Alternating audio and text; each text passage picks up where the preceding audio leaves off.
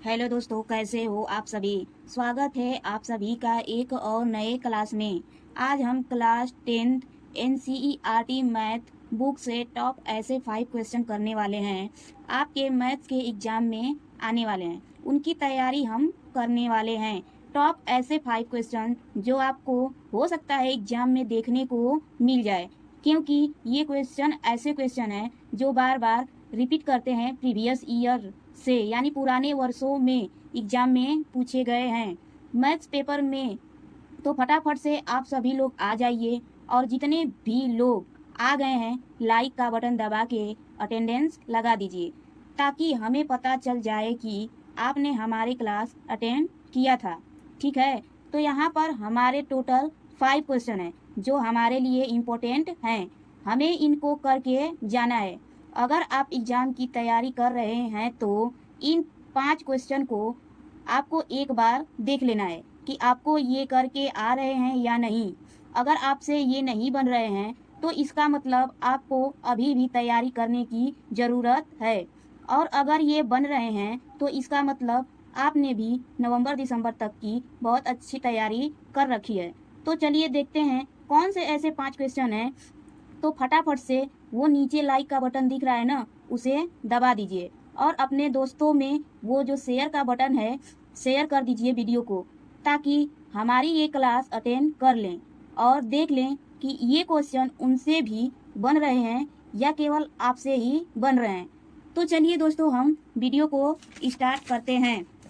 तो जैसा कि आप देख रहे हैं कि यहाँ पे क्वेश्चन फर्स्ट दिया है कि जांच कीजिए कि यक्स प्लस 1 का होल स्क्वायर बराबर 2 कोष्टक में यक्स माइनस 3 एक द्विघात समीकरण है या नहीं। हमें इसे प्रूफ करना है कि यक्स प्लस 1 का होल स्क्वायर बराबर 2 कोष्टक में यक्स माइनस 3 को एक द्विघात समीकरण के रूप में बनाना है कि ये एक द्विघात समीकरण है या नहीं है। तो हम यहाँ से हल करेंगे कि दिया है क्वेश्चन में, क्या दिया है, दिया है कि यक्स प्लस 1 का होल स्क्वायर बराबर 2 कोष्टक में यक्स माइनस 3। तो दोस्तों आपको मालूम है कि द्विघात समीकरण इस तरह होता है a x square plus b x plus c बराबर 0। ये जो है द्विघात समीकरण ऐसे होते हैं। तो दोस्तों इसको तोड़ना है तो हमें एक फार्मूला याद होना चाहिए जो होता है ए प्लस बी का होल स्क्वायर बराबर ए का square plus 2ab plus B का स्क्वायर। तो दोस्तों यहाँ से इसको हम a मान लेंगे और इसको b। अब यहाँ से इसको a प्लस बी के होल स्क्वायर पे तोड़ेंगे तो ये हो जाएगा यक्स का स्क्वायर प्लस 2, a की जगह पे यक्स है तो इंटू यक्स रख देंगे, गुणे b की जगह पे 1 है तो हम 1 रख देंगे, अब प्लस b का स्क्वायर यानी 1 का स्क्वायर बराबर 2 का यक्स में गुणा करेंगे तो 2 यक्स हो जाएगा, माइनस 2 का 3 में गुणा करेंगे तो 2 तिहाई 6 हो जाएगा। तो दोस्तों यहाँ से हो जाएगा यक्स स्क्वायर प्लस 2 का यक्स में गुणा करेंगे 2 यक्स और 1 में गुणा करेंगे तो 2 यक्स एकम 2 यक्स, यानी कि ये हो जाएगा 2 यक्स और प्लस 1 का स्क्वायर करेंगे तो 1 बराबर हो जाएगा 2 यक्स माइनस 6।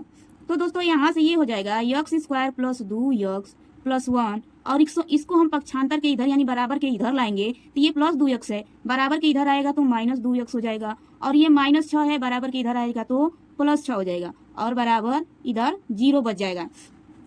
तो दोस्तों यहाँ से देखिए अब ये हो जाएगा यक्स स्क्वायर, ये प्लस 2 यक्स है और ये माइनस 2 यक्स है, तो यानी प्लस और माइनस ये दोनों खत्म हो जाएंगे।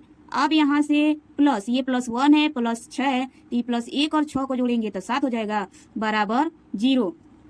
अब ये हमारा है द्विघात समीकरण। अब आप सोच रहे होंगे कि द्विघात समीकरण तो इस रूप में होता है a x square plus b x plus c बराबर 0, और यहाँ पे तो वैसा कुछ है नहीं। तो दोस्तों यहाँ पे देखिए द्विघात समीकरण ये है, अब बताते हैं किस तरह है। यहाँ पे दिया है एक्स स्क्वायर तो यहाँ पे एक्स स्क्वायर है, फिर प्लस यहाँ पे बी एक्स है और यहाँ पे कुछ नहीं है, तो यानी हम इसको 0 एक्स लिख सकते हैं। अब प्लस उसके बाद से सी है यानी कि कॉन्सोनेंट है, तो यानी कि यहाँ पे हमारा 7 है बराबर 0। अब ये हो गया ना द्विघात समीकरण। तो यानी कि यहाँ पे जो क्वेश्चन में लिखा था कि जांच कीजिए कि ये द्विघात समीकरण है या नहीं, तो ये हमारा द्विघात समीकरण है। तो दोस्तों अब हम देखते हैं अगला क्वेश्चन। अगला क्वेश्चन क्या है हमारा, यहाँ पे अगला क्वेश्चन दिया है कि जांच कीजिए कि क्या किसी प्राकृतिक संख्या n के लिए संख्या 6 के पावर n अंक 0 पर समाप्त हो सकती है? इस क्वेश्चन में हमें जांच करना है कि 6 के पावर n जो है अंक, 6 के पावर n अंक यानी 0 पे समाप्त हो सकता है। तो यहाँ पे जैसे मान लीजिए कि 6 के पावर n है, ठीक। तो यहाँ पे हम यहाँ लिखा है प्राकृतिक संख्या n के लिए, यानी हम n बराबर 1, 2, 3, 4 कुछ भी रख सकते हैं। तो दोस्तों यहाँ से जब हम n बराबर कुछ भी रखेंगे तो 6 के पावर अगर 1 रखते हैं तो ये हो जाएगा 6। अगर 6 के पावर 2 रखते हैं यानी 6 गुणे 6 बराबर 36 हो जाएगा। अगर 6 के पावर 3 रखते हैं तो 6 गुणे 6 गुणे 6 बराबर हो जाएगा 216। अगर 6 के पावर हम 4 रखते हैं तो ये हो जाएगा 6 गुणे 6 गुणे 6 गुणे 6 बराबर कितना हो जाएगा 1296। अब यहाँ पे दोस्तों देखिए ये भी 6 पे समाप्त हो रहा है, ये भी 6 पे समाप्त हो रहा है, ये भी 6 पे समाप्त हो रहा है और ये भी 6 पे समाप्त हो रहा है। 6 के n की जगह पे 1 रखे तो भी 6 पे समाप्त हुआ, 2 पे रखे तो भी 6 पे समाप्त हुआ, 3 रखे तो भी 6 पे समाप्त हुआ, यानी ये तो 6 पे ही समाप्त हो रहा है। यानी कि 6 के पावर जो n है ये 0 पे समाप्त होगा ही नहीं। तो दोस्तों ये जो क्वेश्चन था ये प्रैक्टिकल था, ये रफ था, क्वेश्चन समझाने का तरीका था। तो चलिए कोई भी नंबर ले लीजिए जो 0 पर समाप्त हो जाता है। जैसे कि कोई भी नंबर हम ले लेते हैं, जैसे मान लीजिए कि 10 ले लिए, 10 यानी 0 पे समाप्त होता है। इसका गुणनखंड करेंगे तो 2 गुणे 5 होगा। यानी कि कोई भी संख्या अगर 0 पे समाप्त होती है तो उसमें 2 और 5 जरूर आएंगे। जैसे कि मान लीजिए एक और संख्या ले रहे हैं 20, अब इसका हम गुणनखंड करेंगे तो 2 गुणे 5, इसमें भी 2 5 आया। यानी कि इससे ये माना जाता है कि किसी भी संख्या अगर 0 पे समाप्त होती है तो उसमें 2 और 5 होगा। हम जानते हैं कि यदि कोई संख्या, अब यहाँ पे हम लिखेंगे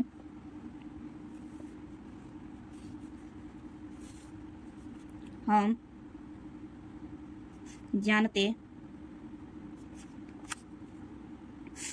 जानते हैं कि यदि कोई संख्या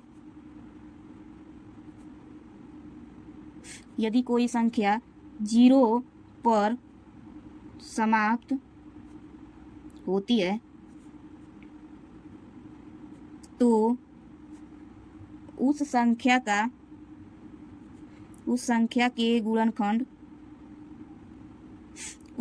गुणनखंड में हमें 2 इंटू 5 अवश्य होगा। क्या होगा? 2 इंटू 5 अवश्य होगा। जांच करने पर हमें पता चला है कि कोई भी संख्या अगर 0 पे समाप्त होती है तो उसमें 2 और 5 जरूर होना चाहिए। तो यहाँ पे दी गई है संख्या 6 के पावर n, ठीक। अब यहाँ से 6 के पावर n दी गई है तो 6 के पावर का अगर हम गुणनखंड करेंगे तो ये हो जाएगा 2 गुणे 3 यानी 2 3 6, ये पावर n है तो n चढ़ा देंगे। अब यहाँ पे 0 पे समाप्त होने के लिए संख्या 2 इंटू 5 होना चाहिए, लेकिन यहाँ तो 2 और 3 मिला, तो इसलिए 6 के पावर n के गुणनखंड में 2 गुणे 5 नहीं है। अतः 6 के पावर n कभी 0 पर समाप्त नहीं होगी। तो दोस्तों चलिए हम अगला क्वेश्चन स्टार्ट करते हैं।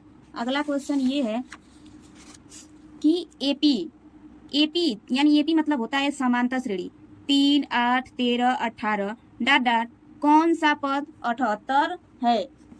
कौन सा पद 78 है? तो दोस्तों यहाँ पे देखिए दिया है, क्या दिया है?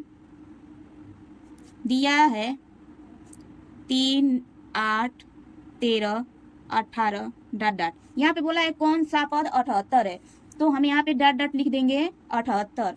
अब यहाँ से हमें निकालना है, यहाँ से निकालेंगे ए। इसको हल करने के लिए हमें ये मालूम होना चाहिए, ये है ए।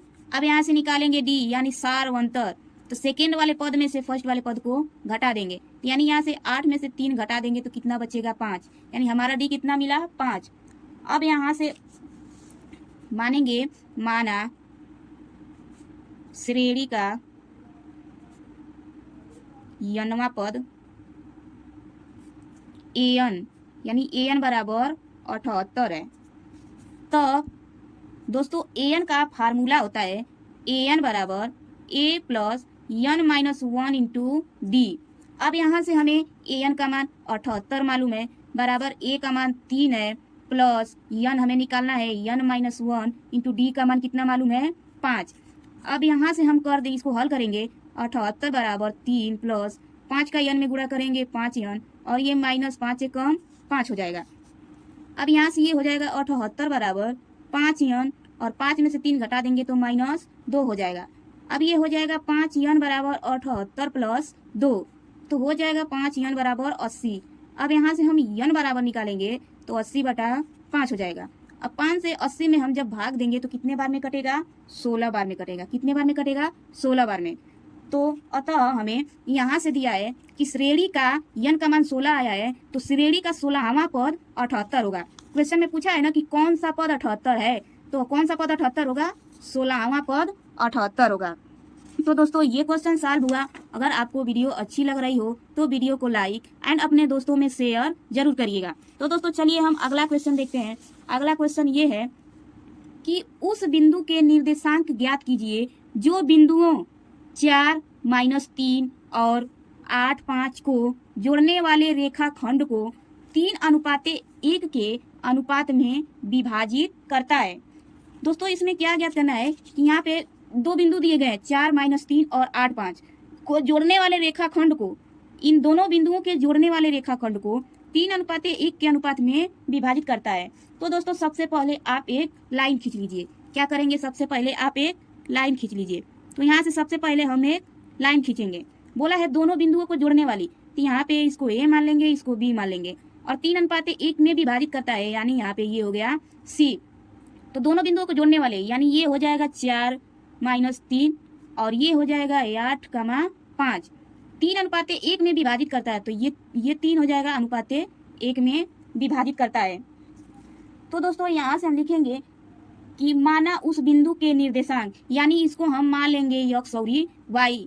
तो यहाँ पे हम लिखेंगे माना उस बिंदु के निर्देशांक, माना उस बिंदु के निर्देशांक x, y हैं। तो दोस्तों यहाँ पे इसको हम मान लेंगे x1, इसको मान लेंगे y1, इसको मानेंगे x2 और इसको मानेंगे y2, और ये हो जाएगा m1 और ये हो जाएगा m2। अब यहाँ से हम इसको लगाएंगे किससे, विभाजन सूत्र से। किससे लगाएंगे, विभाजन सूत्र से, विभाजन सूत्र से। तो दोस्तों विभाजन सूत्र ये होता है कि x बराबर m1 x2 plus m1 x1, और बटे में होता है m1 प्लस m2, और दोस्तों y बराबर होता है m1 y2 plus m2 y1, अपान में हो जाता है m1 प्लस m2। अब यहीं से हम x और y का मान निकाल लेंगे। तो दोस्तों यहाँ पे हम माने ये x1 है, ये y1 है, ये x2 है और ये y2 है, और ये m1 है और ये m2 है। तो हमें x और y निकालना है। तो यहाँ पे x का मान तो नहीं दिया है, तो m1 का मान यानी x बराबर निकालेंगे, m1 का मान 3 है, फिर गुणे x2 का मान यहाँ पे 8 है, फिर प्लस m1 का मान 1 है, गुणे x1 का मान हमारा कितना है 4, और बटे में m1 प्लस m2 यानी 3 प्लस 1, और यहाँ से हो जाएगा y बराबर m1 का मान 3 गुणे y1 का मान कितना है, अरे यहाँ पे y2 होगा, सॉरी, y2 का मान 5, फिर प्लस m2 का मान 1 और गुणे y1 का मान -3 हो जाएगा, और अपान m1 प्लस m2 यानी 3 प्लस 1। तो दोस्तों यहाँ से अब हो जाएगा, यहाँ से हम हल करेंगे x बराबर, इसको इसमें गुणा करेंगे तो 8 तिरिके 24 प्लस 4 एकम 4 बटे ये 3 1 4 हो जाएगा, और यहाँ से y बराबर निकालेंगे तो 5 3 15, ये माइनस का प्लस में गुणा कर देंगे, -3 एकम 3, और इसके अपान में हो जाएगा 3 1 4। अब यहाँ से इसको जोड़ेंगे तो 24 में 4 जोड़ देंगे कितना हो जाएगा 28 बटे 4, और यहाँ से हो जाएगा 15 में से 3 घटा देंगे कितना बचेगा 12, और 12 बटे हो जाएगा 4। अब यहाँ से इसको हम काटेंगे तो 4 7 28, और इसको काट देंगे तो 4 3 12। तो दोस्तों x का मान 7 आ गया और y का मान हमारा कितना आ गया 3। तो यहाँ से अब हम लिखेंगे अतः उस बिंदु के निर्देशांक, उस बिंदु के निर्देशांक 7 और 3 होंगे। तो दोस्तों ये क्वेश्चन सॉल्व हो गया। अब चलिए हम अगला क्वेश्चन स्टार्ट करते हैं। अब अगला क्वेश्चन हमारा क्या है, अगला क्वेश्चन ये है कि यदि क्या है, यदि साइन ए बराबर 3/4 तो कास ए और tan ए का मान परिकलित कीजिए। दोस्तों यहाँ पे हमें साइन ए का मान मालूम है 3/4 और निकालना है कास ए और tan ए हमें निकालना है। तो दोस्तों यहाँ से क्वेश्चन में क्या दिया है, दिया है साइन ए बराबर 3/4। क्या दिया है, साइन ए बराबर 3/4। तो दोस्तों आपको साइन थीटा का थीटा या tan थीटा का फार्मूला याद है? नहीं। तो देखिए एक ट्रिक होता है लाल बटे कक्का। क्या होता है, लाल बटे कक्का, यानी ये हो जाएगा साइन थीटा का फार्मूला लंब बटे कॉड, और ये आधार बटे कॉड हो जाएगा कास थीटा का फार्मूला, और ये लंब बटे आधार हो जाएगा tan थीटा का फार्मूला। ठीक, तो दोस्तों यहाँ से हो जाएगा साइन ए बराबर क्या हो जाएगा, लंब बटे कॉड हो जाएगा। क्या हो जाएगा, लंब बटे कॉड, और लंब बटे कॉड यहाँ बराबर कितना दिया है 3/4, यानी ये जो 3 है लंब है और ये है कॉड। अब यहाँ से हम लगाएंगे, यहाँ पे देखिए एक त्रिभुज बनाएंगे और यहाँ पे हमें लंब दिया है 3 और कॉड दिया है 4। अब हमें क्या निकालना है, आधार निकालना है। आधार निकालने के लिए हम कौन सा फार्मूला अपनाएंगे, पाइथागोरस प्रमेय।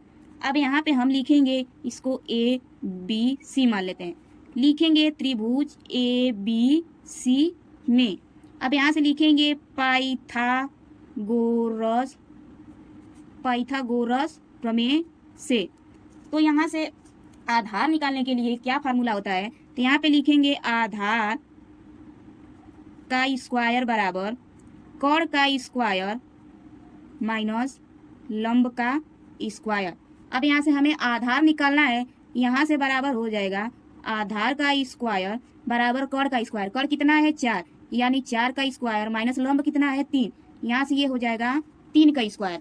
तो दोस्तों यहाँ से ये हो जाएगा आधार का स्क्वायर बराबर 4 का स्क्वायर करेंगे यानी 4 का 2 बार गुणा करेंगे तो 4 चौको 16, माइनस 3 का स्क्वायर यानी 3 का 2 बार गुणा करेंगे तो 3 तिरिके 9 हो जाएगा। अब यहाँ से ये हो जाएगा आधार का स्क्वायर बराबर 16 में से 9 घटाएंगे तो कितना बचेगा 7।